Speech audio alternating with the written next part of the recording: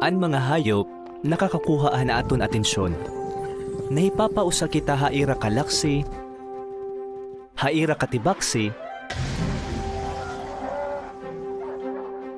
ngan haira kusog. An ira kahusay ngan kinaiya makalilipay pagkitpon. Pareho haaton nag-uuyag hira. An iba, nasayaw pangani.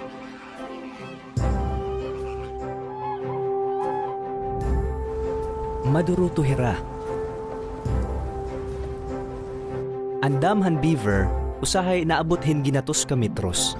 An iba, nakikita pangani tikang hakawanangan. Kung ginoobserbara naton ang mga hayop, mas nahibabaro kita mahitungod na maglalarang. An ira kinaiyangan kinaadman, nagpapakita han iya kinaadman.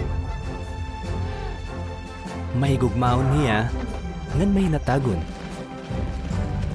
Ngan malipayon hiya nga Diyos. Makaruruyag haaton ang mga hayop, kay ginhimo kita hadagway han Diyos. Nalilipay kita, haiya nalilipayan.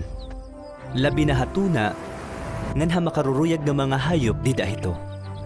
Regalo hirahaaton han Diyos. Himuon naton ang tao, uyon haaton dagway, nga pariho haaton.